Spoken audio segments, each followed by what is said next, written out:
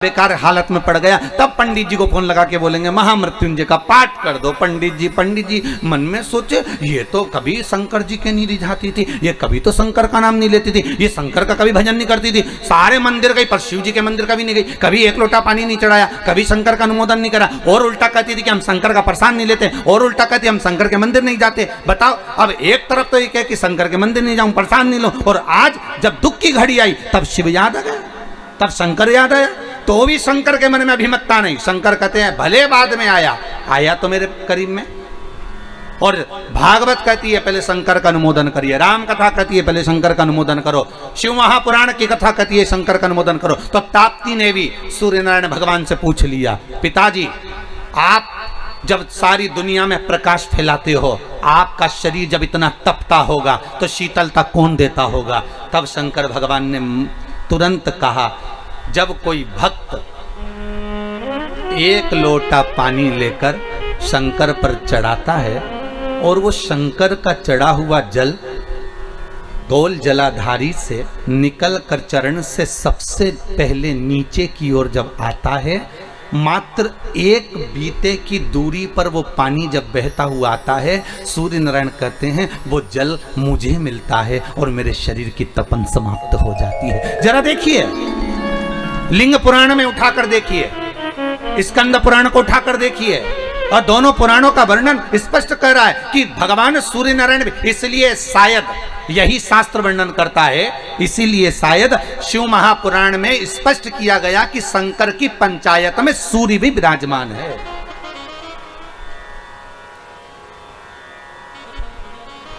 शंकर जी की पंचायत का मंदिर है क्या पांडे तारा में कहीं? शिव पंचायत का? अरे बोलो तो सही, शिव पंचायत का कोई मंदिर है? नहीं है। शिव परिवार का तो होगा पर पंचायत का नहीं होगा। पंचायत का मंदिर तो मुझे नहीं लगता कि प्रतापगढ़ में भी हो, शायद है प्रतापगढ़ में पंचायत का मंदिर, बहुत बढ़िया होना चाहिए, बहुत बहुत सुंदर बात। शिव पंचायत, पंचायत में कौन कौन होते हैं? शंकर, दुर्गा जी, सूर्य नारायण भगवान, भगवान नारायण और गणेश जी महाराज, बस ये पंचायत। और परिवार में कौन कौन होते हैं? पार्वती, कार्तिकेय, गणेश, शिव, नंदी, ये परिवार। शिव पंचायत में केवल 5, और शायद इसीलिए शिव महापुराण की कथा में जो पंचायत का महत्व कहा गया, उस पंचायत में सूर्य की भागीदारी जो कही गई है कि एक बीता, आपके यहाँ अगर कहीं पर आपने शिवलिंग का दर्शन करा होगा, ये शिवलिंग है, ये जलाधारी है, ये पानी निकलने का स्थान है, यहाँ से जहाँ से पानी नीचे गिर गया और गिरने के बाद जब एक बीते तक जाता है, उस एक बीते पर सूर्य नारायण भगवान का भाग चालू हो जाता है। एक बीते पर क्यों कहते हैं? जिसको चर्म रोग हो जाता है, जिसका शरीर सफेद पड़ गया, चमड़ी बेकार हो गई, काला पड़ गया, शरीर में कहीं चट्टे पड़ गए, कहीं शरीर में दाने पड़ गए, पूरा चेहरा बेकार हो गया, पूरा शरीर बेकार हो गया, तो क्यों कहते हैं कि एक बीता जब पानी बह जाए, उस बहे पानी को हाथ का लेपन कर कर शरीर पर लगा लिया जाता है, शरीर ठीक होने लगता है, सूर्य का भाग वहां से चालू हो जाता है।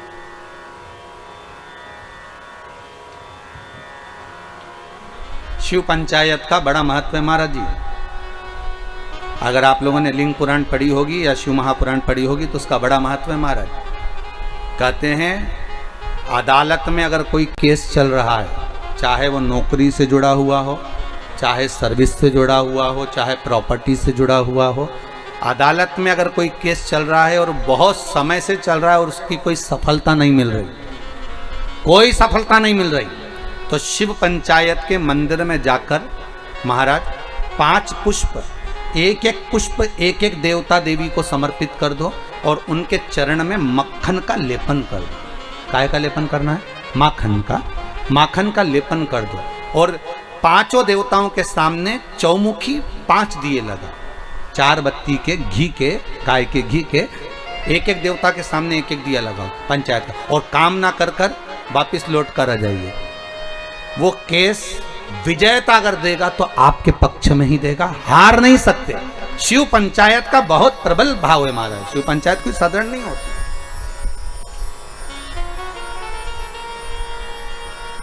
कोई लड़का लड़की का विवाह हुआ हो, तलाक हो गया हो, दूसरी बार शादी नहीं हो रही हो, बहुत परेशान हो गए और विवाह नहीं जम रहा हो, तो शिव पंचायत के मंदिर में बैठकर पांचों देवताओं पर जल और उस जल में चंदन मिलाकर चढ़ाया जाता है महाराज। केवल 3 प्रदोष चढ़ा देते हैं, चौथी प्रदोष तक तो बाबा कृपा ही कर देता है महाराज। शिव पंचायत का इतना महत्व है। शिव पंचायत कोई साधारण नहीं होती महाराज। शिव पंचायत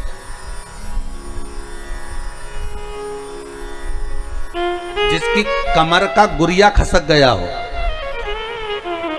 या घुटने की हड्डी खसक गई हो, या हाथ पैर कहीं की भी कोई हड्डी खसक गई है महाराज, और डॉक्टर अपना काम कर रहे हैं, गुरिया नहीं जम रहा, और आपको केवल दवाई से ही अच्छे होना है, तो मूंग, हरी जो मूंग होती है वो शिव पंचायत के मंदिर में कम से कम 5 या 7 दिन तक चढ़ाएं। उसी मूंग को वापस उठा कर लाएं और उसको सुबह सुबह पानी में गलाकर खाना चालू कर दे।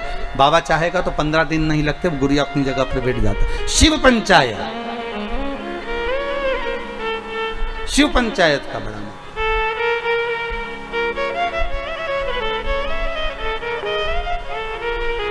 सहज नहीं है शिव पंचायत। तो भगवान शंकर की कथा कर रही है। अगर कहा मान लो मैंने कह दिया, ताप्ती कहती है मैं पिताजी से पूछूं, तो पिता से कहा पिताजी आपके शरीर पर इतनी ताप पड़ती है, ए बाबुल ए पिता। ताप्ती छोटी थी तो कह देती थी पिता से तुरंत जाकर। छोटी बेटी में और बड़ी बेटी में अंतर होता है। बड़ी बेटी मर्यादा में रहती है, बोलती कम है, और छोटी तो तड़ तड़ बोल बुला के बोझ जाए। उसको जो बोलना है ना छोटी को, वो तो बोल देगी, वो रुकती नहीं है। बहनों में यही भाव है। बहनों में जो बड़ी बहन होती है ना, वो थोड़ी शांत रहती, शीतल रहती, और छोटी वो तो 2 मिनट, जी जी तू चुप रहे, मैं सब बोल दूंगी, बस बात इतनी। तू तो ये बता लड़का पसंद है कि नहीं है, जुमाने का देखा, तो वो कह दे नहीं इतना कोई बस, तो तू क्या करना है, तू शांति बैठ, बाकी सब मैं निपटा दूंगा। और छोटी गई, मम्मी हाँ तुम जीजी की शादी जहां कर रही हो ना, अच्छा नहीं लग रहा है, बताओ। वो बड़ी नहीं बोल पाई, इसने जाके बोल दिया और सबके सामने बोल दिया। ले तो दूल्हा भी वहीं बैठा था। बापड़े ने सोचा चलो वापिस से चलो, क्या करे। जब यही बोल रही थी तब छोटी छोटी बोलती नहीं, बड़ी बोलेगी नहीं, और छोटी तुरंत ओ बोला बोल चली बस जा। अच्छा शादी ब्याह में भी बहुत ध्यान रखना पड़ता। बड़ी बहन की शादी कैसे भी कर दो, पर छोटी की में अगर जरा सी कमी रह जाए ना तो बोले बिना नहीं रहती। हाँ इतना था तो भी तो अच्छे से नहीं करी, बस बताओ। छोटी छोटी होती है, हम तो कहते छोटी खोटी भी होती है। छोटे खोटे बहुत उद्यमी भी रहते, बोलने में भी एकदम फटाक, जो बोलना है बोल दिया। ताप्ती ने कह दिया पिताजी आपसे बस केवल इतना कहना है कि आपको वो शीतलता, जब आपका शरीर इतनी तपन देता है, आपका शरीर इतना प्रकाश देता है, तो आपको वो शीतलता कहाँ से मिलती है। तो भगवान सूर्य नारायण कहते, भास्कर देव कहते हैं, जब कोई शंकर पर 1 लोटा पानी चढ़ाता है, उसका चढ़ाया हुआ जल जब मुझे प्राप्त होता है तो मुझे उसमें शीतलता का अनुभव हो जाता है। अब विचार करिए, कई किसी ने हमसे पूछा भी है कि हम सूर्य नारायण भगवान को अर्घ दें और कभी कभी नहीं दें, और हम शंकर के मंदिर में जाके पानी चढ़ाते हैं, तो उससे सूर्य नारायण भगवान को फल प्राप्त होता है क्या? क्यों नहीं होता। आप अगर शंकर को जल चढ़ा रहे हो तो ब्रह्मा को भी जल चढ़ गया, शिव को जल चढ़ाया तो भगवान विष्णु को भी जल चढ़ गया, शिव को जल चढ़ाया तो जगदम्बा को भी जल चढ़ गया, शंकर को जल चढ़ाया तो गणेश जी को भी जल चढ़ गया, शंकर को अगर जल चढ़ाया तो कार्तिकेय को भी जल चढ़ गया, और शिव को अगर जल चढ़ाया तो 33 कोटि देवता, जहां से पानी बहता है वहां तक 33 कोटि देवता विराजमान होते हैं। इसलिए शंकर का जल लांगा नहीं जाता, वहां 33 कोटि देवता विराजमान होते हैं। सबको जल का भाग मिल गया। एक साधे सब सधे, एक जगह खोदे जाओ पानी तो निकले, खोदो।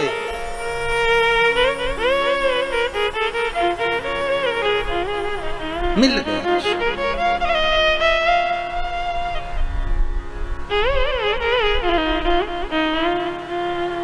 ताप्ती ने सुन लिया, जीजी पिताजी को शंकर जी से भाग प्राप्त होता है, इसलिए तपन नहीं होती। मैं तुझे एक बात कहूं, तू ठाकुर जी को बाद में भजना, कन्हैया को बाद में प्राप्त करना, सांवरिया की तू बाद में हो जाना। पहले एक निवेदन करती हूं, पहले शंकर का अनुमोदन कर, शिव का अनुमोदन, शिव का स्मरण, हाँ शंकर का स्मरण, हाँ। यमुना जी बोली पर पिता से मेरे को ये पूछना पड़ेगा कि मैं शिव का स्मरण तो करूंगी, जब तो करूंगी तब तो करूंगी, पर फल कहां मिलेगा, फल कहां मिलेगा? बहुत ध्यान दीजिएगा महाराज। शिव महापुराण की कथा कहती है देवलोक में कितना भी अच्छा काम कर लेना उसका कोई फल नहीं मिलता। फिर से बोलो एक बार, किस लोक में? देवलोक में।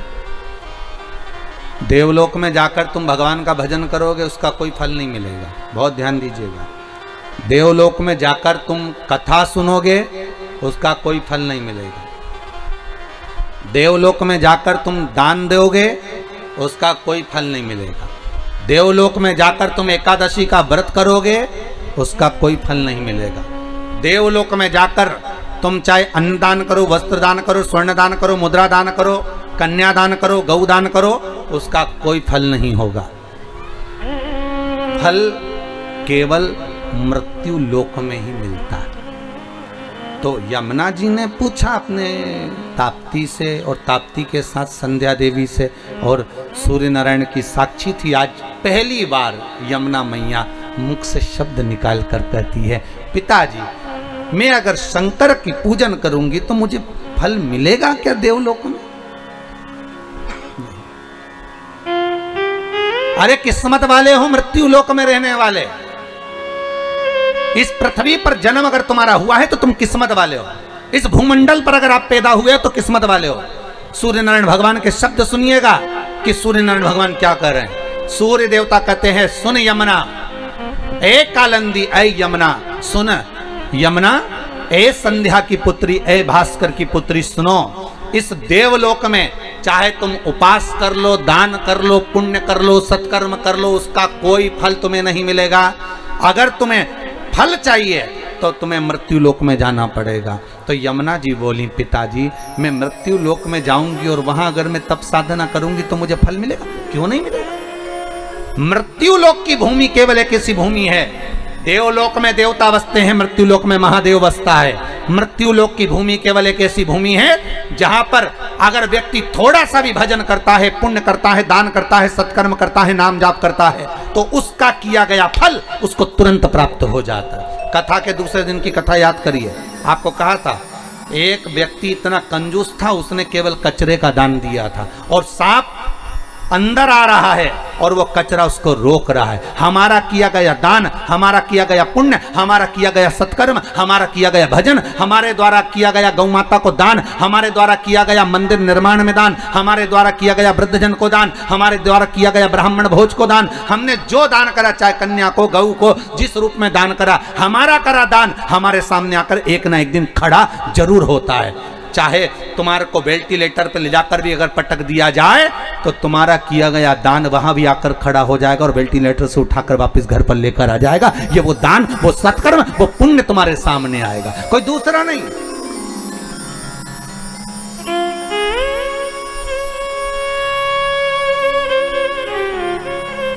कोई पुण्य होगा।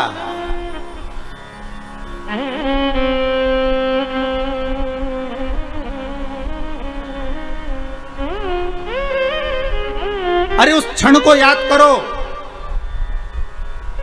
जो जिस चीज का दान करता है उसके सामने आ जाता है। जो जिस चीज का दान करता है। गरुड़ पुराण का एक एक संवाद याद करो कि हो सकता है हमारे द्वारा हम मकान बना रहे हो, कोई पेड़ काट दिया हो, कोई वृक्ष निकाल दिया हो, अपनी जगह बनाने के चक्कर में, अपना सुख देखने के चक्कर में ना जाने उस ऑक्सीजन को हमने रोक दिया हो। तो आज हो सकता है ऑक्सीजन हमारे तक नहीं पहुंच पा रही है।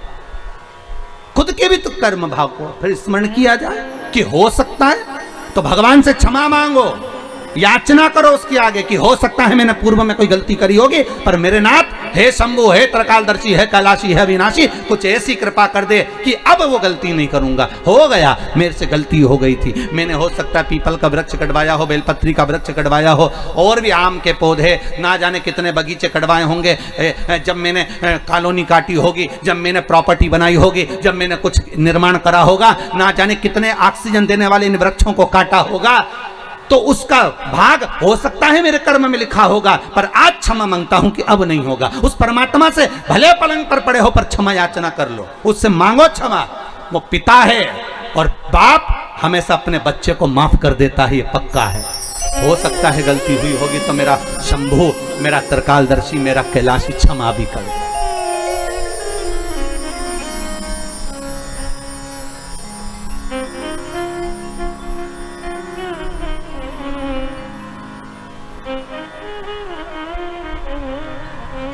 देने के लिए आतुरता, हो सकता है हमारा पुण्य, हमारा करा गया सत्कर्म, हमारा करा गया पुण्य हमारे सामने आता है, और हमारे द्वारा किया गया पाप कर्म भी हमारे सामने आता है, पाप कर्म भी हमारे सामने आता है।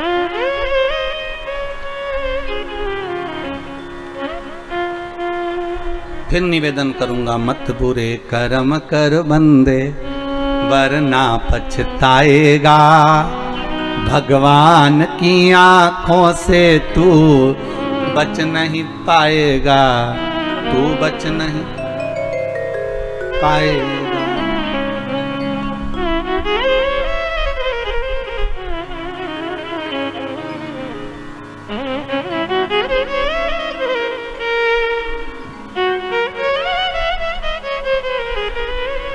आज एक हमारे भुसावल महाराष्ट्र के एक शिष्य हैं, वो पुलिस में सर्विस करते हैं, ठीक है, तो रणवीर जी करके उनका नाम है। उन्होंने एक प्रश्न किया है व्हाट्सएप पर, प्रश्न बहुत सारे होते हैं, तो उन्होंने श्योर प्रश्न भेजा होगा, वहाँ से हमारे पास आया कि गुरुदेव, जब इतनी बड़ी महामारी चल रही है, इतना बड़ा क्रम चल रहा है, उसके बाद में भी सब अपने अपने घर में बैठे रहते हैं, पर पुलिस वालों को, बेचारों को बाहर लगाया जाता है।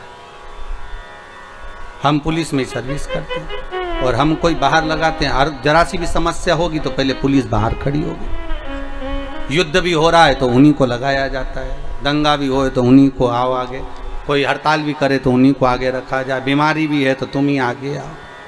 तो ऐसा हमारे साथ क्यों होता है? तो हमने उनको लिखकर भेजा है कि जब अमृत निकला था तो वो कलश जो था ना, उसका भाग अमृत तो सबने पी लिया था, पर जो खाली जो लोटा था ना, वो तुम्हारे खाते में आ गया था। और तुम्हारे खाते में जब वो खाली लोटा आया, पर दुनिया के लोगों ने देख लिया कि लोटा इन्हीं की है मिला है, तो अमृत इन्हीं ने पिया है, तो सबको लगता है कि इनने अमृत पी रखा है, इसलिए इनको आगे खड़ा कर दो।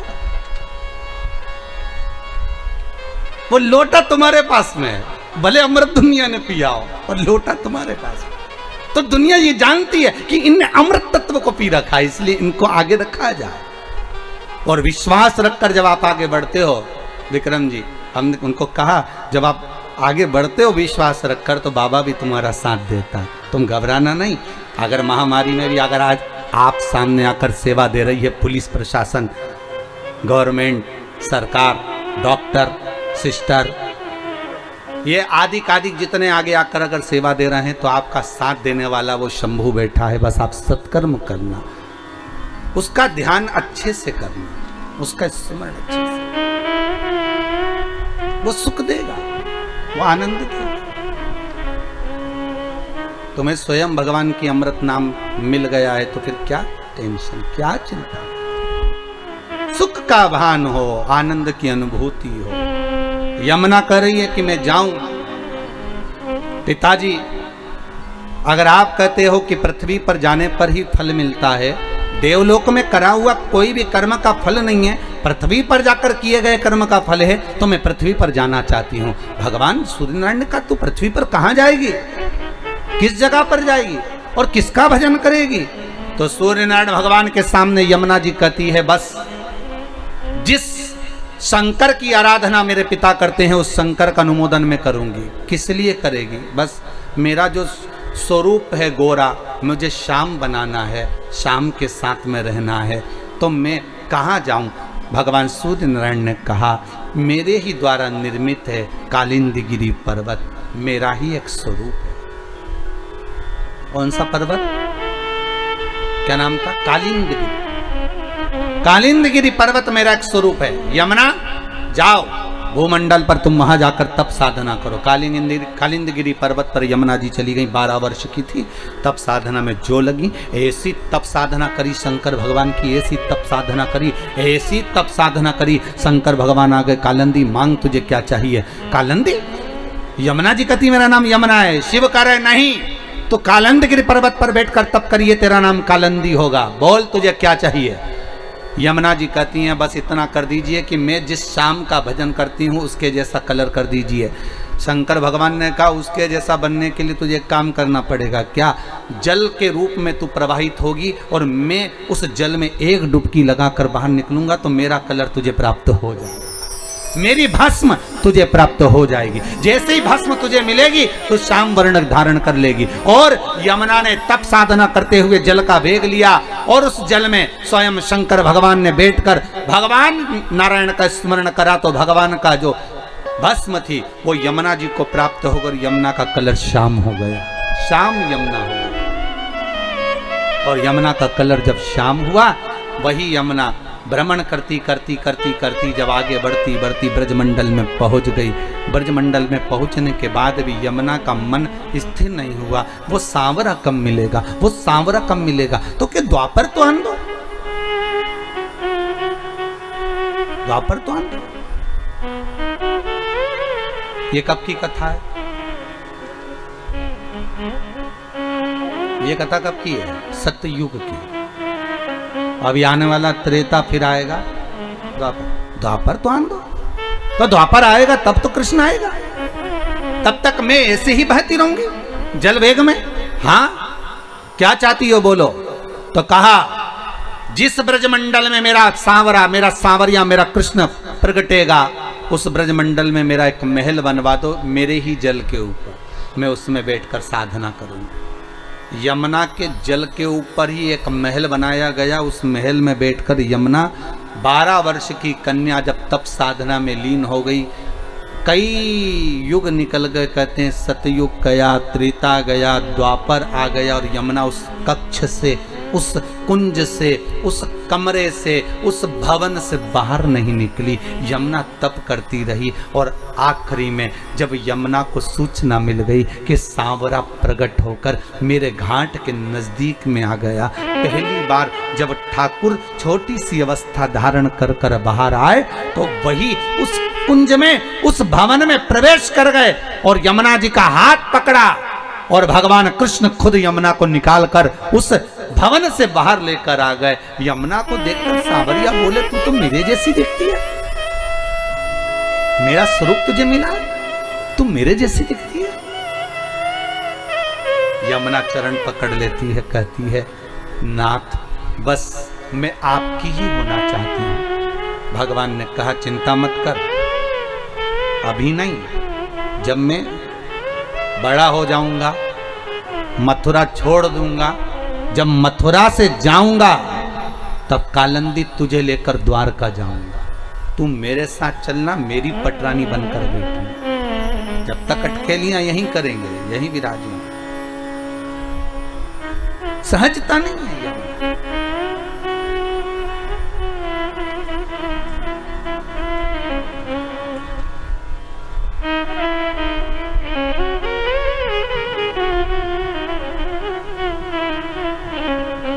धन्य है माया, धन्य है वो सूर्य नारायण भगवान की डीकरी, धन्य है वो सूर्य नारायण भगवान की बेटी, धन्य।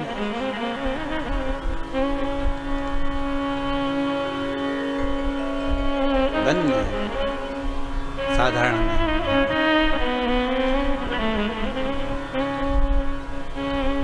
भगवान की अविरल भक्ति का स्वरूप है।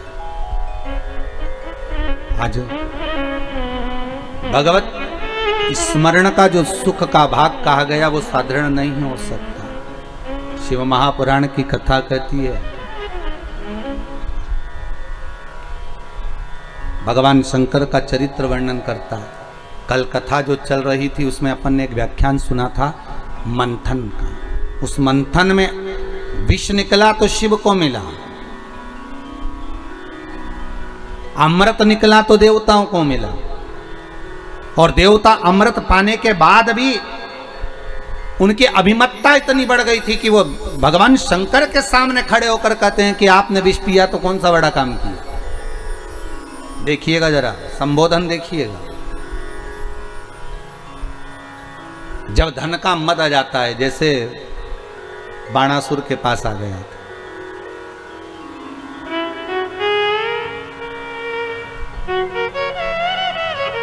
कितना तप करा था बाणासुर ने, बहुत साधना करी। और बाणासुर ने जब तप करा, तप करने के बाद बाणासुर के पास में जब बहुत तप बाणासुर ने कर लिया, शंकर जी प्रकट हो गए, मांगो तुम्हें क्या चाहिए, क्या चाहते हो तुम, क्या मांग रहे हो, क्या दें हम तुमको, बोलो क्या प्रदान किया जाए, हम तुम्हें क्या दे सकते हैं, बोलो। बाणासुर ने कहा अगर आप हमें देना चाहते हैं तो हमारे 1000 हाथ कर दीजिए। शिव जी ने कहा ठीक है, 1000 हाथ दे दिए। अब 1000 हाथ मिल गए तो बाणासुर जहां युद्ध करने जाते वहां विजय होकर आ जाते। अब बाणासुर को लगता कि बताओ मेरे इतने हाथ, अब तो कोई मेरे से युद्ध करना ही पसंद नहीं करता। अब हाथ खुजाते बाणासुर के, तो एक दिन शंकर जी के पास ही पहुंच गया। शंकर जी से बोला भोलेनाथ भोलेनाथ। शंकर जी बोले बोलो क्या बात है, अब फिर वापिस आ गए तुम, क्या मांगना चाहते हो? मांगना नहीं है, आपके साथ युद्ध करना है। शंकर जी ने पूछा मेरे साथ युद्ध काय को? तो बाणासुर कहते हैं अब मेरे इतने हाथ देखकर कोई मुझसे युद्ध ही नहीं लड़ता, सब मेरे सामने हार जाते हैं।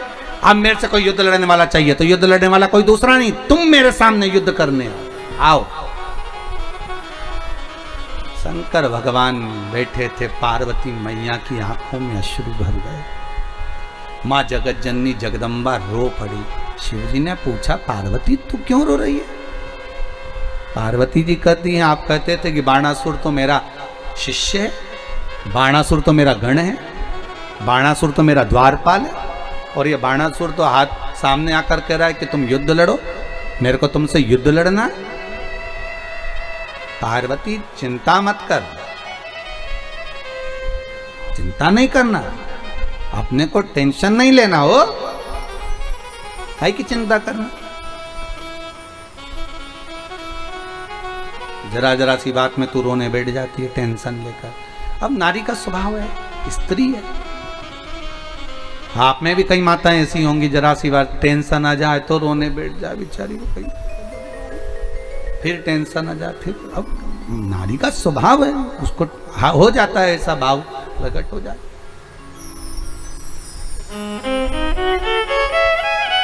हो गए। क्यों रो रही है? बस आप जान तो रहे हो प्रभु कि वो बाणासुर आपको ललकार रहा है, तो ललकारने दे, तो क्यों चिंता करती है? बाणासुर ने फिर आवाज लगाई, ए भोलेनाथ क्या मुझसे डर गए? शंकर भगवान बाहर नहीं निकले तो स्वयं भगवान विष्णु को क्रोध आ गया, और भगवान विष्णु आकर भगवान शंकर से कहने लगे आप इससे भय खा रहे हो, आप इससे डर रहे हो? शिव जी बोले मैं इससे डर नहीं रहा, मैं इससे भय नहीं खा रहा हूं, मैं डरा नहीं हूं इससे, हो मैं डर नहीं रहा हूं इससे। तो फिर आप युद्ध करने क्यों नहीं जाते? जाओ युद्ध करने के लिए। शंकर भगवान बोले बात इतनी सी है कि अगर जिस बेटे को मैंने एक महल बनाकर दिया, उस बेटे के महल को बाप कैसे तोड़ सकता है? अरे बोलो भाई, आप लोग भी तो कथा सुन रहे हो तो स्मरण करते होगे, आपको ध्यान में होगा पिताजी बेटे का मकान बनवाए और बेटा लड़ाई कर ले, झगड़ा कर ले, तो क्या बाप बेटे का मकान तोड़वा देगा? अरे बोलो जम के, तोड़वाएगा नहीं, माँ मना कर देगी, रहने दो, काय को तोड़वा रहे हो, अब हो गया, झगड़ा कर लिया, कर लेने दो, औलाद तो अपनी है, बेटा तो अपना है, संतान तो अपनी है। पूत कपूत सुने हैं परना माता सुनी कुमाता, कह दिया उसने, कह दे दो, कह दिया ना, कह दे दो। भगवान विष्णु कह रहे हैं तो आप उससे डर रहे हो? नहीं नहीं, डरने वाली बात नहीं है। तो फिर क्या चाहते हो? शंकर भगवान बोले हजारों हाथ मैंने दिए हैं, और अगर मैं ही काटूंगा तो दुनिया के लोग क्या कहेंगे कि भगवान ने दे भी दिया और काट भी दिया। शंकर जी बोले मैं नहीं काटूंगा, तो फिर कुछ तो करो। भगवान शंकर बोले हम क्या करें, अब जो कुछ करोगे आप करोगे, हाथ हमने दिए हैं, काट तुम दो। भगवान विष्णु बोले मैं काटूं? हाँ। तो भगवान विष्णु ने पूछा वो कैसे? शंकर भगवान ने कहा द्वापर में जब ये आप कृष्ण बनकर जाओगे, बाणासुर की कन्या का प्रसंग जब आएगा, तब इसके हाथों को, भुजाओं को आप काट काट कर गिराना। आखिरी में अगर हाथ कट गए और ये बाणासुर जब मेरे चरणों में आ जाएगा तो वचन देता हूं कि बच जाएगा, और अगर यह बाणासुर तब भी मेरे चरणों में नहीं आया तो फिर मरी जाएगा। और उठाओ भागवत जी को, बाणासुर की कन्या उषा चित्रलेखा को अपना मन की बात कहती है और चित्रलेखा चित्र बनाती है।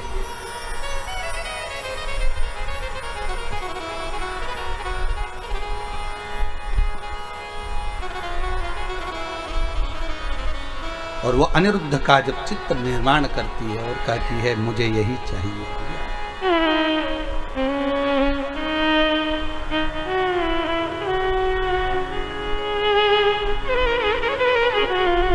बंदी बनाया जाता है भगवान कृष्ण के पोते को,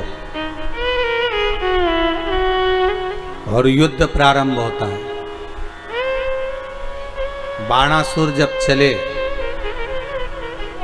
तो शंकर भगवान से कहा आपने वर दिया था मुझे, जब कहीं युद्ध करने के लिए जाओगे तो शंकर भी तुम्हारे साथ युद्ध करने जाएगा, आप मेरे साथ युद्ध करने चलो। बाणासुर का भगवान शंकर बोले कि मैंने एक बात कही थी याद कर, युद्ध तो करूंगा पर युद्ध के मैदान में अगर मेरा रथ खंडित हो गया तो मैं युद्ध नहीं लड़ूंगा, मैं चलता हूं युद्ध करने के लिए। शंकर भगवान तो बाणासुर कहते किसकी हिम्मत जो आपके रथ को खंडित कर दे, चलिए। भगवान ने नंदी को बुलाया और रथ पर भगवान शंकर चढ़ गए, इधर बाणासुर चढ़ गए। जो सामने रथ पहुंचा तो सामने द्वारकाधीश, बलराम, अर्जुन सब थे, इधर शंकर भगवान बाणासुर थे, उधर द्वारकानाथ हंस दिए भगवान शंकर को देखकर, शंकर भी मुस्कुरा दिए द्वारकानाथ को देखकर कि वाह प्रभु आज आप मेरे सामने युद्ध करने आए हो। शंकर भगवान बोले युद्ध करने नहीं आए, पुरानी हिसाब किताब करना है, हाथ तुम्हारे हाथों से कटवाना, हाथ हमारे हाथों से। हाँ, परंतु दिक्कत एक ही है ना प्रभु, बाणासुर ने कहा है आप मेरी ओर से युद्ध लड़ोगे तो आपको तो लड़ना पड़ेगा। तो शंकर भगवान बोले तुम काय को चिंता करते हो द्वारकानाथ, अगर इधर शंकर है तो उधर भी शंकर है। तुम जो रथ लेकर आए हो वो अर्जुन का है, और अर्जुन के रथ पर जो ध्वजा लगी उसमें हनुमान बैठा है, और हनुमान मेरा ही प्रतीक है। चतुर्थ तुम्हें करना है। द्वारकानाथ समझ गए अब क्या करना है, और युद्ध प्रारंभ होने वाला था। इतने में भगवान कृष्ण ने हनुमान को बुलाया, हनुमान इधर आओ। हनुमान जी बोले बोले प्रभु, बोलिए प्रभु। हनुमान जी इधर आओ जरा। हनुमान जी बोले बोलो नाथ, राम अवतार में तुमने बहुत साथ दिया हनुमान, अब मुझे कृष्ण अवतार में साथ चाहिए। जी प्रभु बोलो क्या करना पड़ेगा? कुछ नहीं करना, राम अवतार में तुमने खूब युद्ध लड़ा, अब की बार युद्ध नहीं लड़ना।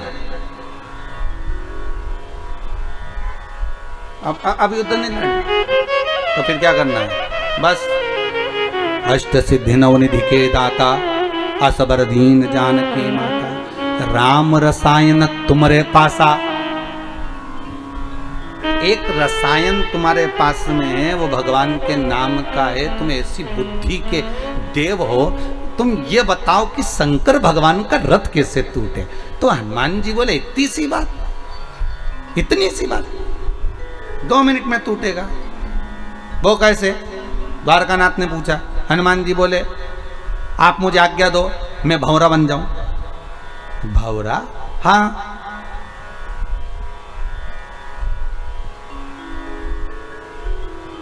मैं भंवरा बन जाऊं, आप कह दो, मैं बन जाऊंगा और भंवरा बनकर जाऊंगा। शंकर भगवान का जो पहिया है रथ का, उसमें जहां कीला लगा है उस कीले के अंदर घुस जाऊंगा। कीले की पिन को धीरे धीरे धीरे धीरे कर कर निकाल दूंगा और कीले की पिन जैसी निकलेगी और शंकर जी रथ दौड़ाएंगे, पहिया टूट जाएगा, रथ खंडित, शंकर जी युद्ध ही नहीं लड़ेंगे, खत्म काम। द्वारिका नाथ मुकुट को नीचे उतार कर बाल खुजाकर बोले, राम जी ने तेरे को सही में अच्छे से ही रखा था, ये तेरे बराबर कोई विद्वान नहीं हो सकता, ये पक्का। गजब की विद्वत्ता है तेरी, गजब, कितने विद्वान थे हनुमान जी महाराज साहब, कितने विद्वान। राम जी पूछ रहे हैं रावण को मारते समय, हनुमान ये रावण को मैं बार बार बाण मार रहा हूं, पर हनुमान ये रावण मरता क्यों नहीं है? तो हनुमान जी विभीषण से पूछे, क्यों रे, तूने बताया था नाभि में अमृत है और अमृत को सुखा दो और मर जाएगा रावण। तो अमृत तो भगवान ने 3-4 बार सुखा दिया, फिर भी तो नहीं मर रहा, ये मरेगा कब?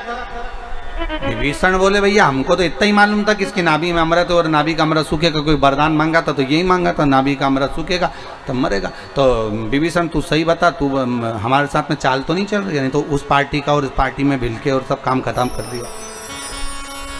भाई व्यक्ति कब पार्टी चेंज कर दे इसका कोई भरोसा नहीं, और वो भी आज के ज़माने में तो कब पार्टी चेंज हो जाती मालूम ही नहीं पड़ता, कौन सी पार्टी का व्यक्ति कौन सी पार्टी में घुस गया। और चुनाव का माहौल चल रहा है, बिल्कुल ध्यान रखना रे बाबा, पार्टी चेंज होने में देरी नहीं लगती, आदमी इधर से उधर कब कूद गया।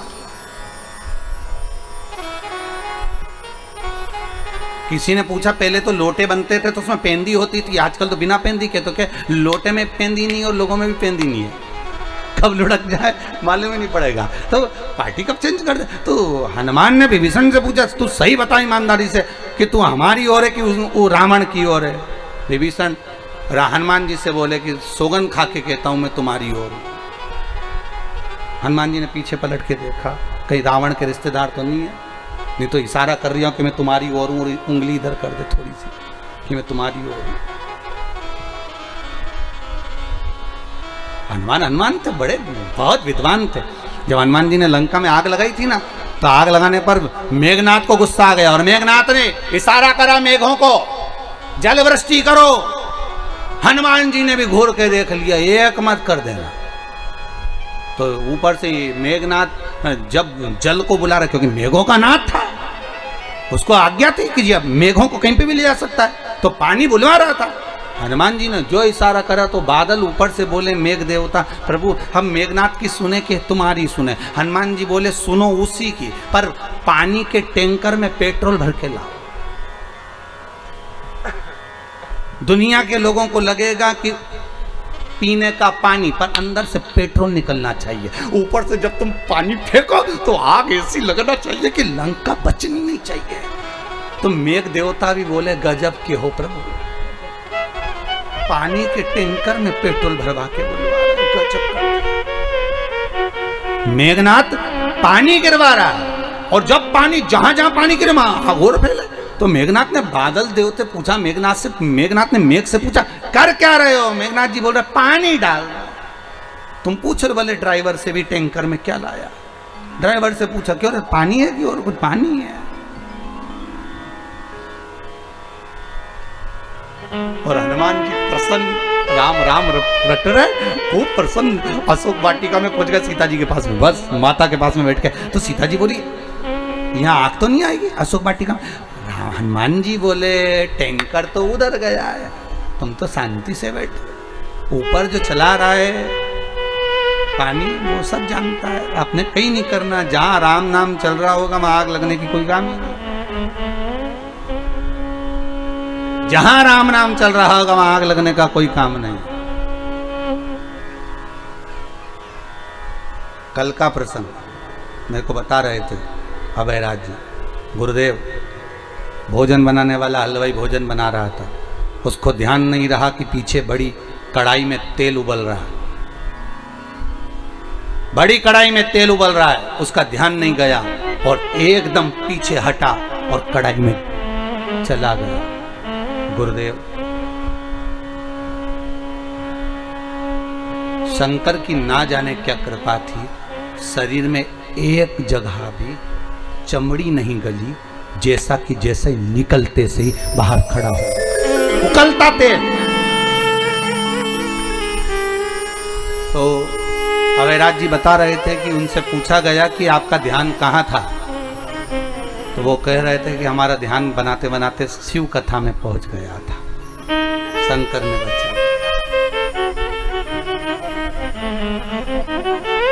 जिस ओर आपका ध्यान गया है, जिस ओर आपका चित्त गया है, वृत्ति गई है, वो आपकी रक्षा स्वयं करेगा, दूसरा नहीं, दूसरा नहीं करेगा, वो स्वयं करेगा। हे हनुमान, विद्वान है हनुमान। हनुमान जी ने फिर विभीषण से पूछा, क्यों रे ये बता कि ये रावण मरेगा कैसे? पता नहीं है। तब हनुमान जी ने ध्यान लगाया कि हुआ क्या था ऐसा। ब्रह्मा जी के पास गए, ब्रह्मा जी तुमने वर दिया था ना रावण को? हाँ, क्या वर दिया था कि नाभि में अमृत सूखेगा और रावण मरेगा, तो वो तो मर ही नहीं रिया। हनुमान जी ने कहा, तो ब्रह्मा जी बोले जब सारे भाइयों चले गए तो इसने एक बार और मांगा था, क्या कि जो बाण मेरी नाभि में लगेगा वो बाण भी मुझे चाहिए। अच्छा, तो वो बाण किसके पास है? कि रावण के पास। जब तक वो बाण नहीं मिलेगा और राम जी उस बाण को नहीं मारेंगे तब तक रावण मरने वाला नहीं है, भले कितनी बार भी अमृत सुखा दो। हनुमान जी ने सोचा वो बाण कहाँ से मिलेगा। विभीषण से पूछा, तुझे मालूम? कि मेरे को तो कहीं नहीं मालूम दादा, वो बाण की नहीं मालूम। तो मेरे क्या बताऊँ, मुझे तो नहीं मालूम। अच्छा, तो हनुमान जी पहुंच गए, एक पंडित का रूप रखकर सीधे लंका के अंदर सारे स्त्रियों को बुला लिया, इधर आओ, इधर आओ। हाथ देख रहे, तुम्हारा भाग्य ऐसा है, तुम्हारे यहाँ एक बंदर आया था, उसने आग लगाई थी, ऐसा करा था, वैसा करो। बिल्कुल महाराज, बिल्कुल सत्य कर रहे हो आप, बिल्कुल सत्य, एकदम सही बोले। और सब बताते बताते बताते बताते मंदोदरी को मालूम पड़ गया। मंदोदरी बाहर आ गई, मंदोदरी ने हाथ दिखाया, मेरा भाग्य बता दो।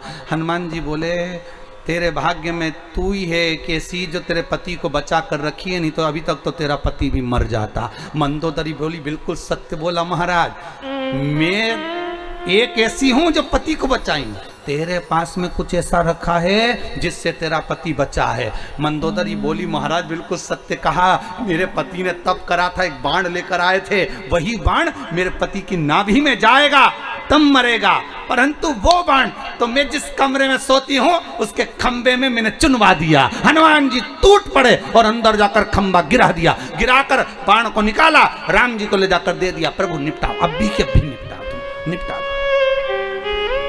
1 मिनट की देरी मत करना। राम जी, और राम जी ने बाण साधा और रावण मर गया। हनुमान जी जैसे बाण ला कर दिए, विभीषण तो चक्कर में पड़ गया। विभीषण बोले, ये बताओ राम जी, ये हनुमान है कि और कुछ है? राम जी बोले, जानते नहीं हो, शंकर का ये अवतार है, जो कोई नहीं जानता वो आंख बंद करके शंकर सब जानता।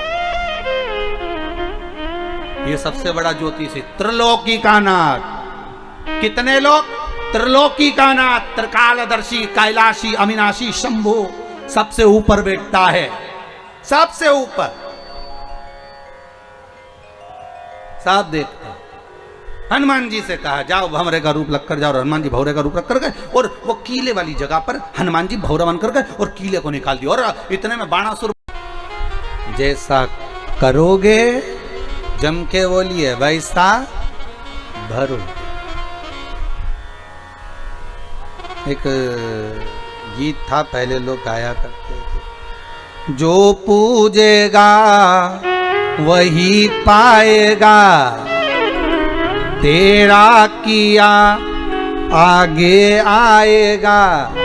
तूने जो पुण्य करा वो तेरे सामने है, तूने जो दान किया वो तेरे सामने है, जो तूने सत्कर्म किया वो तेरे सामने है।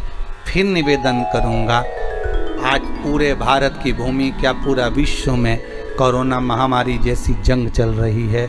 निवेदन है, इस कोरोना से डटकर लड़ना है, पर उस परमात्मा को नहीं भूलना, अपना सत्कर्म करना मत छोड़ना। और अगर हमने दान नहीं किया, पुण्य नहीं करा, सत्कर्म नहीं करा, भजन नहीं किया, तो उस परमात्मा को धन्यवाद देना मत भूलना कि तेरा दिया गया ये शरीर है, हम तेरे बच्चे हैं। बच्चे गलत हो सकते, माँ बाप नहीं, परमात्मा गलत नहीं हो सकता।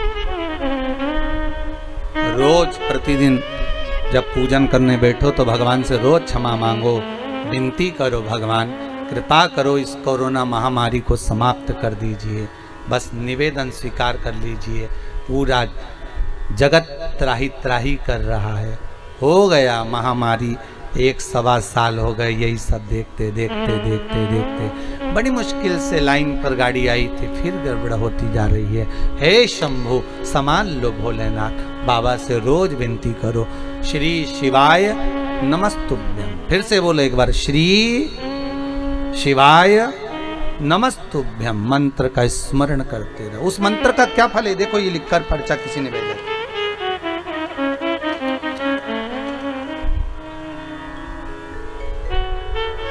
कानपुर से आए हैं कोई, अब इन्होंने पीले कलर का पर्चा है इनका। कहाँ बैठे हैं जिनने लिखा है? कानपुर से हैं कोई। गुरुदेव, भगवान ने इतनी कृपा करी है, कोई कानपुर से हैं ये, इतनी कृपा करी है कि जो जो समस्या थी, परेशानी थी, बाबा ने सब हल कर दिए। ऐसी शंभू की कृपा हुई है। रविकांत जी पांडे हैं कोई, और पुनीता पांडे महाराज। ये अब हम पशुपति व्रत भी कर रहे हैं बाबा की कृपा से, और बाबा ने इतनी कृपा करी है महाराज जी कि हम वर्णन ही नहीं कर सकते। इस पत्र में उन्होंने लिखा है, केवल मंत्र का स्मरण कर लेना, केवल आपका विश्वास, आपकी दृढ़ता, आपका भरोसा और शंकर के प्रति प्रेम, स्नेह, वो जीवन का अपने आप सुख प्रदान कर देता है।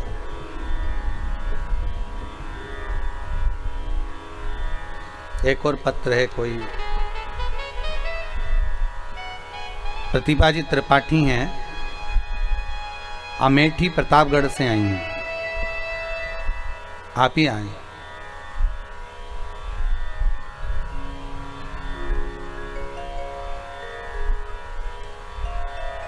आपने भी लिखा है, बाबा की कृपा से कथा मैं निरंतर सुनती हूँ और बाबा ने बहुत कार्य किया। बैठी बहन बैठी, बाबा ने बहुत कृपा करी है।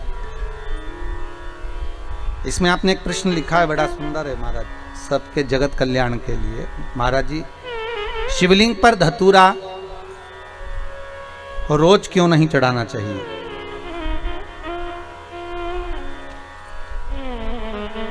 अच्छा प्रश्न है। शंकर भगवान को धतूरा कब चढ़ाना चाहिए उसका विशेष ध्यान रखें। जैसे शिवरात्रि है, प्रदोष है, या सोमवार है, या कोई विशेष आपका उत्सव है, तो आप शिव जी को धतूरा चढ़ा सकते हैं। या विशेष कोई बीमारी ऐसी लग गई है, या विशेष कोई तकलीफ ऐसी हो गई है जिसका निवारण नहीं हो रहा, तो आप धतूरा चढ़ा सकते।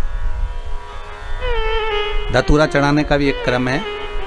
हल्दी में भिगोकर धतूरा चढ़ाया जाता है लक्ष्मी के लिए। चंदन में भिगोकर धतूरा चढ़ाया जाता है आयु की वृद्धि के लिए। अबीर, अबीर एक सफेद कलर का बॉर्डर होता है। अबीर, गुलाल जो होती है, गुलाल में अबीर डलता है, चमकदार, आपने देखा होगा अबीर। तो अबीर में धतूरा जो डुबोकर चढ़ाया जाता है, अबीर को लगाकर चढ़ाया जाता है, वो रोग मुक्ति का होता है। काय के लिए होता है वो? रोग मुक्ति, रोग की मुक्ति। धतूरे का भी एक स्मरण होता है महाराज। बहुत भारी रोग है, बीमारी लग गई है, डॉक्टर अपना काम कर रहे हैं, घर का व्यक्ति बहुत बीमार हालत में पड़ा हुआ है, तो बेलपत्री के वृक्ष के नीचे भी शिवलिंग का निर्माण कर कर एक धतूरा समर्पित करा जाता है, जिससे रोग से मुक्ति होती है।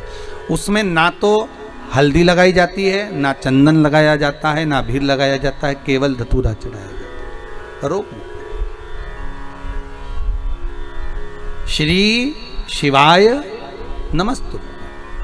अहंकार से वंचित हो जाए देवता, पर देवता पुत्र हैं और शंकर इनके पिता हैं, और आज देवता कर करें कि आपने विष पिया तो कौन सा बड़ा काम कर दिया। पार्वती जी की आंख में जल भर गया, आपके सामने अमृत का पात्र तक नहीं आया। देवता विष लेकर आ गए पर अमृत लेकर आपके सामने नहीं आए, और वो अमृत देवता खुद पी गए, और आज आपके सामने आकर करें कि आपने करा क्या। पार्वती जी कहती है मैं जानती थी ये सब बात, इसलिए मैं आपको मौन कर रही थी, चुप कर रही थी कि मत पियो इस विष को, मत पियो इस विष को। संसार बड़ा विचित्र है, बड़ा विचित्र।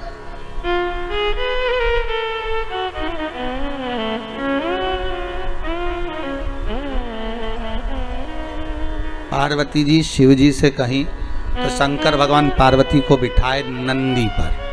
काय पर बिठाए? नंदी पर। और नंदी पर बिठाकर उन्होंने कहा आज संसार के लोगों के बीच में चलते हैं, चल मैं बताता हूँ दुनिया कैसी है। शंकर भगवान ने नंदी पर बिठाया और नंदी पर बैठकर शंकर और पार्वती दोनों जाने लगे। गांव के लोगों की आवाज़ निकली, पीछे से लोग कहने लगे देखो बेचारा वृषभ नंदी, अरे बेचारे नंदी पर दो दो व्यक्ति, बताओ बेट पर चढ़कर जा रहे हैं, इनमें इतनी अक्ल नहीं है? कम से कम एक पैदल चल लेता, एक का वजन तो बेचारा वृषभ झेल लेता, वो नंदी झेल लेता। शंकर जी बोले पार्वती नीचे उतर जाओ।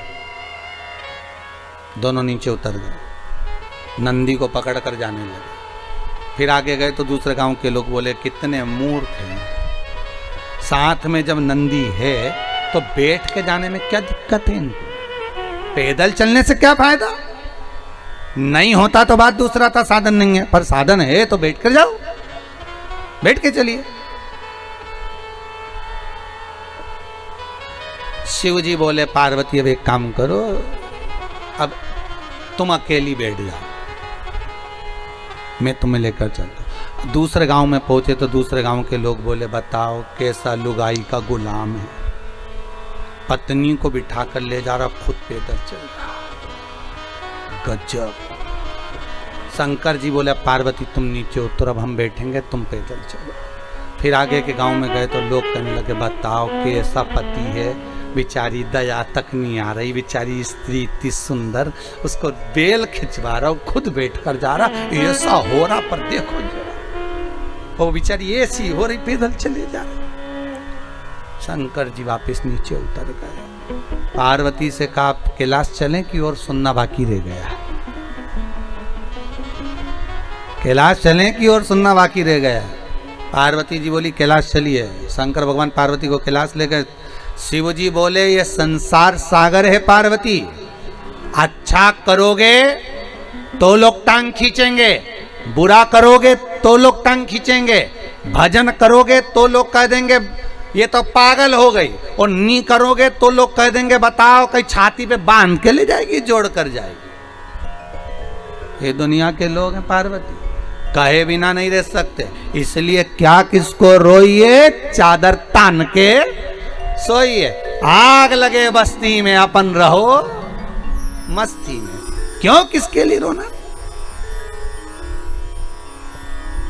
किसके लिए रोना? हे पार्वती संसार मैंने बनाया है, शंकर कहते हैं बनाने वाला मैं हूं। डमरू बजता है बंद हो जाता है, ये संसार भी उसी तरह है।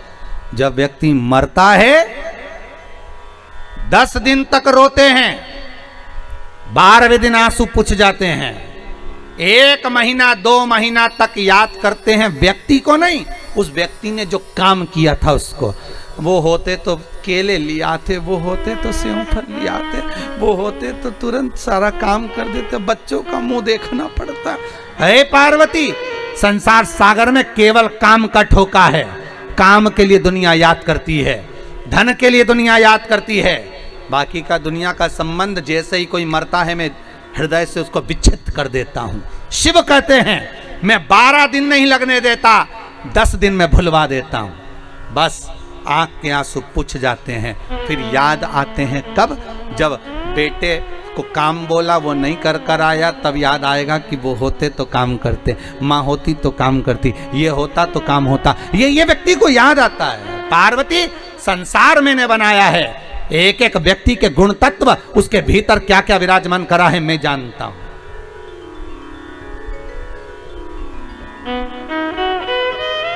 मैंने बनाया। अरे तेरा दिन याद करे क्यों रे मन सुमिरन क्यों नहीं करे। कितने दिन जम के तो बोलो, तेरा तेरा दिन याद कर। एक बार जम के बोलो, तेरा तेरा दिन। तेरा मतलब अपन सबको केवल लोग कितने दिन याद करेंगे, तेरा तेरा दिन याद करें, क्यों रे मन सुमिरन क्यों नहीं करे। क्यों ना करे, कौन याद करेगा कितने दिन तक। हाँ, अच्छा काम कर जाओगे, दान कर गए, पुण्य कर गए, सत्कर्म कर गए, भजन कर गए, नाम स्मरण कर गए, कहीं कोई अच्छा कार्य जीवन में कर कर चले गए और मर भी गए, फिर दुनिया के लोग घर के भले भूल जाएंगे पर दुनिया के याद रखेंगे कि कोई काम हुआ था, कोई सत्कर्म हुआ था, कोई शिव महापुराण की कथा, कोई यज्ञ, कोई अनुष्ठान, कोई सत्कर्म कर कर गया है, भगवत भजन कर कर गया। और नहीं तो खाया खाया खाया खाया, जोड़ा जोड़ा जोड़ा, आखिरी में यहीं छोड़ा, चले गया। इतना बड़ा फोटो टंग गया, बस प्लास्टिक के फूल की माला और कंडा जला के घी और शक्कर, बस इससे ज्यादा कुछ नहीं किया। पहले रसगुल्ला खाते थे, अब घी और शक्कर छूट रही है, कुछ नहीं बचा। और फिर भी अहंकार, फिर भी अहम। देवता करें कि तुमने करा क्या। भी स्पीकर शंकर भगवान बोल रहे, पार्वती घबरा मती, अभी मैं जवाब देता हूं। और भगवान शंकर यक्ष बन गए, और यक्ष बनकर भगवान शंकर ने जैसे माता सीता ने एक तिनका उठाया था, मां जानकी ने केवल एक तिनका उठाया था। वो तिनके का बल क्या होता है ये जानकी जानती थी।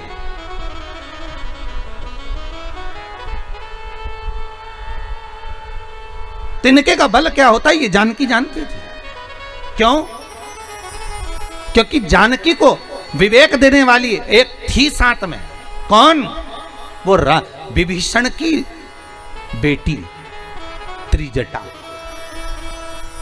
कौन थी साथ में? वो त्रिजटा, विभीषण की बेटी, जो रोज सीता जी के पास में जब रावण सीता को लेकर आया, रशोक वाटिका में रखा, और रखने के बाद रावण ने त्रिजटा से कहा इसको समझा देना, मैं कल आऊंगा। और रात्रि को त्रिजटा ने ऐसा शिव का ज्ञान उस माता जानकी को प्रदान कर दिया। जानकी याद करो, तुम विवाह कर कर आई थी।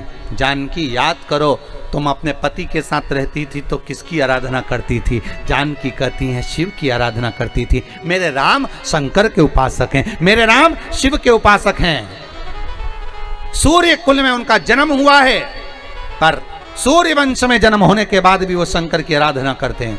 फिर त्रिजटा कहती है तो क्या चिंता करना, मैंने सुना है शंकर एक बार जब यक्ष बने थे, त्रिजटा कहती है सीता जी को, शंकर एक बार जब यक्ष बने थे, देवताओं ने जब अमृत पी लिया, क्योंकि सीता जी का जो अवतार है वो महाराज त्रेता का है। कौन सा है? त्रेता का। ये कथाएं जो चल रही हैं वो सतयुग की चल रही है। त्रिजटा विभीषण के मुख से सुनी थी, विभीषण के मुख से त्रिजटा ने सुना था कि शंकर ने क्या यक्ष बनकर, क्योंकि शंकर के जो 19 अवतार हैं उसमें एक अवतार यक्ष का है, एक कपाली, पिपलाद आदि आदि जो अवतारों का वर्णन किया गया है, भिक्षुवर है, ये अवतार शिव के हैं। रुद्र ये शिव के हैं, उसमें 28 अवतार में से एक अवतार है शंकर का यक्ष। और त्रिजटा रात्रि को बता रही है शंकर भगवान का चरित्र कि मेरे पिता विभीषण कहते थे, मेरे पिता विभीषण कहते थे कि एक बार देवताओं को अहंकार आ गया था, और जब अहंकार आ गया तो शंकर भगवान यक्ष बन गए थे। उन्होंने एक तिनका उठा लिया था, उस तिनके को उठाकर ले जाकर शंकर भगवान ने सारे देवताओं के सामने रख दिया था कि जिसकी सामर्थ्यता हो, आपने अमृत पिया है, आप प्रबल हो गए हो, आपके भीतर अहंकार समा गया है, और आपके भीतर अगर अमर तत्व है तो इस तिनके को तोड़ के बता दो, जलाकर बता दो, उड़ाकर बता दो, पानी में बहाकर बता दो। जिसकी सामर्थ्यता हो इस तिनके को मात्र हिला दो, फिर मैं, शिव जी कहते हैं मैं तुम्हें बड़ा मान लूंगा, करो मेहनत। ये त्रिजटा कह रही है किसको? जम के बोलिए, मां जानकी को। तो सीता जी ने पूछा एक तिनके में इतना बल होता है त्रिजटा?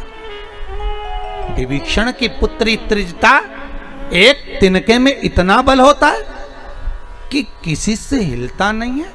त्रिजटा कहती है जानकी, सीता महारानी, तिनके में बल नहीं होता, अंदर के विश्वास में बल होता है, भरोसे में बल होता है, दृढ़ता में बल होता है। जिस परमात्मा का हम भजन करते हैं जानकी, जिस परमात्मा को हम भजते हैं सीता, अगर हम भजन कर रहे हैं तो ये दिल, ये हृदय, ये विश्वास प्रबल होता है कि मुझे विश्वास है कि मेरा शंकर मेरा बुरा नहीं करेगा, क्योंकि मैंने उस पर जल चढ़ाया, मैंने शंकर का अनुमोदन करा, 1 लोटा पानी चढ़ाया, 1 लोटा दूध चढ़ाया, 5 बेलपत्री मैंने शंकर को चढ़ाई है, तो विश्वास है कि शंकर बुरा नहीं कर सकता।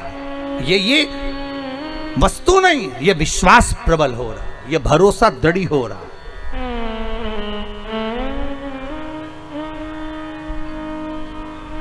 आज कोरोना महामारी में यह विश्वास आपको चाहिए कि आपने शंकर को अगर दिया बत्ती लगाया है, शंकर के मंदिर गए हो, शिवरात्रि पर आपने पानी चढ़ाया है, शंकर की उपासना तुम्हारे घर की पत्नियां कर रही हैं, बहुएं कर रही हैं, बेटियां कर रही हैं, घर का बच्चा 1 लोटा पानी शंकर को चढ़ा रहा है, तो तुम्हारा बाल बांका नहीं हो सकता।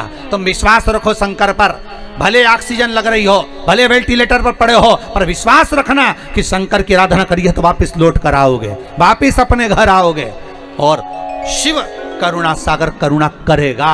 बस वो विश्वास सीता जी के हृदय में त्रिजटा जगा रही है। वही विश्वास इस कथा के माध्यम से, पांडे तारा से हम भी आपको जगाने का प्रयास कर रहे हैं। वही विश्वास जो त्रिजटा ने सीता के हृदय में जगाया था, वही विश्वास इस कोरोना महामारी में आपके मन में जगाने का प्रयास कर रहे हैं। कल कथा विराम हो जाएगी। कई लोग पूछ भी रहे हैं महाराज जी अब अगली कथा जल्दी देना, जिससे हमारा मन लगा रहेगा ये कोरोना महामारी में। भगवान से प्रार्थना करेंगे, प्रयास करेंगे। धन हमारे पास भी इतना नहीं है, क्योंकि गौ माता भी है, वृद्धाश्रम भी है, मंदिर का भी निर्माण है।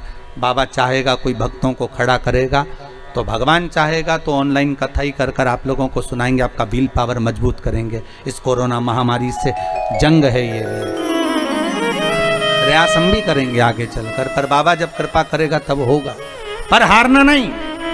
विभीषण की कन्या त्रिजटा कर रही है जानकी जी से, ये तिनके में वो बल है, शंकर भगवान ने तिनका रख दिया, त्रिजटा कर रही है। और सारे 33 कोटि देवता, स्वयं भगवान विष्णु, ब्रह्मा, इंद्र, वायुदेव, जलदेव, वरुण देव, गरुण देव, सारे सामने खड़े थे। देवियां सामने खड़ी थी और कह दिया तोड़ दो तिनका, उठाओ इस तिनके को, तोड़ो, जलाओ, पानी में गलाओ, उड़ा दो, इस तिनके को जो करना कर दो। भगवान यक्ष बनकर जन्मे। भगवान शंकर ने लिया यक्ष का अवतार, उठाइए इस तिनके में।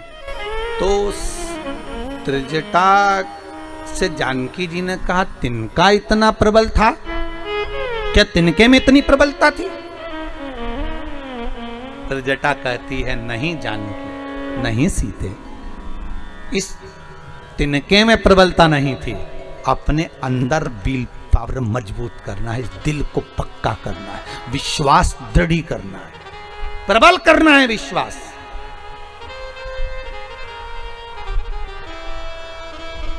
कोरोना इतनी बड़ी बीमारी नहीं है, उससे हार जाना बड़ी बीमारी है। उस पर आपका विश्वास प्रबल होना चाहिए। और सर्दी जुकाम खांसी सब देखा जाएगा, क्या करेगा? पटकेगा, देखेंगे। प्रबल है मेरा शंभू, कालों का काल है, महाकाल है, देखेंगे। फिर वो तिनका प्रबल नहीं था, पर जानकी के भीतर कथा सुना सुना कर त्रिजटा ने सोच लिया था आज ही की रात्रि है, कल लंका अधिपति रावण यहां आएगा, सीता को डराएगा, धमकाएगा, भय देगा। और यह कोरोना महामारी भी रावण जैसी है, भय देगी, डराएगी, धमकाएगी। पर रात भर में त्रिजटा ने उस तिनके को इतना प्रबल कर दिया, इतना प्रबल कर दिया कि सुबह जब रावण आया मैं लंकेश, और सीता एक तिनका उठाकर देखने लगी, हंसने लगी, मुस्कुराने लगी, तो रावण बार बार कहता है कि तू मेरी ओर क्यों नहीं देखती, तिनके की ओर देखती है। तो सीता जी मन में सोचती हैं कि ये तिनका तो त्रिजटा ने मुझे ज्ञान दे दिया रात्रि भर में, एक अकेला तिनका जब 33 कोटि देवताओं से नहीं उठा, तो ये तिनका तेरे में दम है जो मुझे हिला के बता देगा। विश्वास जब प्रबल होता है तो अच्छा अच्छा भी धरा की धरा रह जाता है। अच्छा अच्छा धरा रह जाए। विश्वास की प्रबलता होना चाहिए, भरोसे की दृढ़ता होना चाहिए। वो यक्ष अवतार शंकर का था और सामने भगवान ने तिनका रख दिया। एक एक करके देवता आते गए, तिनके को हिलाने का प्रयास करा, तोड़ने का प्रयास करा, पर नहीं नहीं।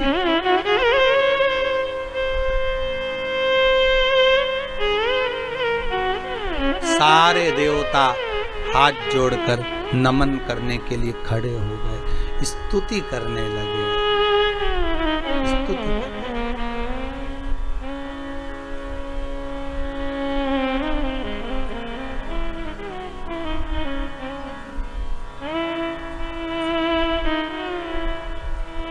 हाथ जोड़ निवेदन कर रहे, कर्पूर घोरम करुणावतारम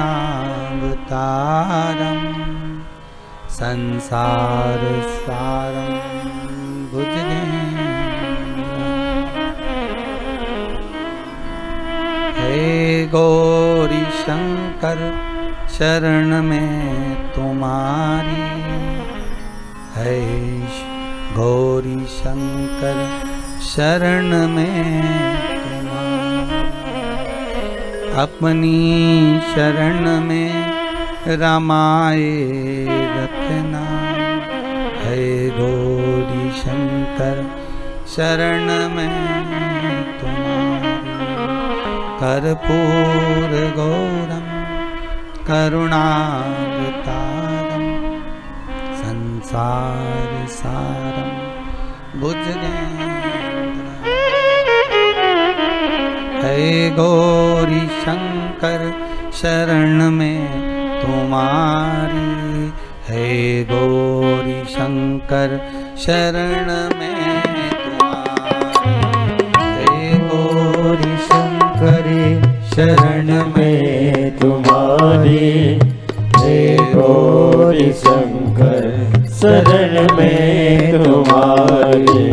हे गौरी शंकर शरण में तुम्हारी, हे गौरी शंकर शरण में। हे गौरी शंकर शरण में तुम्हारी, हे गौरी शंकर शरण में तुम्हारी। कर्पूर गौरम करुणावतारम संसार सारम भुजगेन्द्रम। कर्पूर गौरम करुणावतारम संसार सारम भुजगेन्द्रहारम।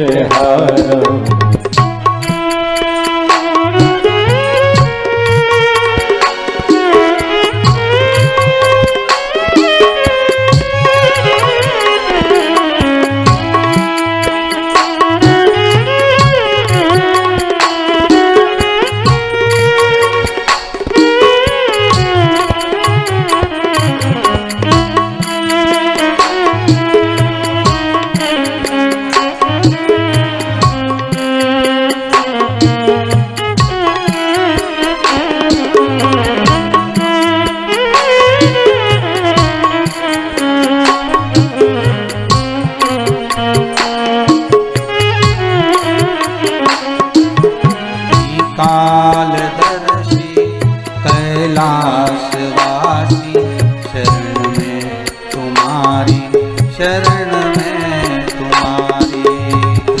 कालदर्शी कैलाशवासी शरण में तुम्हारी, शरण में तुम्हारी। कर्पूर गौरम करुणावतारम संसार सारम भुजगेन्द्रम। कर्पूर गौरम करुणावतारम संसार सारम भुजगेन्द्रहारम।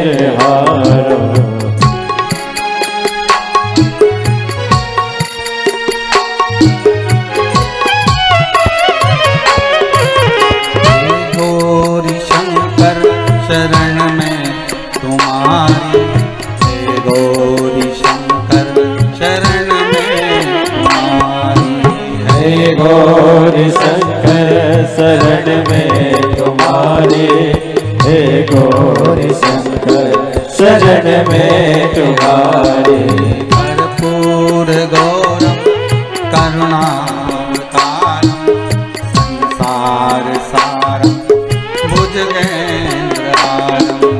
कर्पूर गौरम करुणावतारम संसार सारम भुजगेन्द्रहारम। भगवान शिव की स्तुति सारे देवता कर रहे हैं। हे प्रभु क्षमा करिए, गलती हो गई। हे गौरी शंकर, हे गौरीनाथ, हे शंभु, हे त्रिकालदर्शी, कैलाश गलती हो गई, क्षमा कर दो। शिव जी यक्ष के रूप को त्याग कर शंकर सामने आकर खड़े हो गए। प्रभु आप परीक्षा हमारी ले रहे थे। शिव बोले परीक्षा नहीं ले रहे थे, अहंकार को तोड़ रहे थे। अहंकार अगर देवताओं के भीतर भी आ गया तो फिर वो देवपद से वंचित हो जाएंगे। अहंकार छोड़ना जरूरी था, इसलिए अहंकार को तोड़ा गया। अभिमान का टूटना जरूरी है। महाराज भगवान शंकर के कार्तिकेय और श्री गणेश जी महाराज पुत्र हैं। जब पुत्र हैं, कार्तिकेय जी के मन में भी भगवान के प्रति भाव और गणेश जी के मन में भी भगवान के प्रति भाव, पर दोनों के भीतर भाव तो है, प्रबल है, प्रखर है और बड़ा आनंदित है। मना नहीं। आज माता जगत जननी जगदम्बा मां पार्वती जी स्वतः स्वयं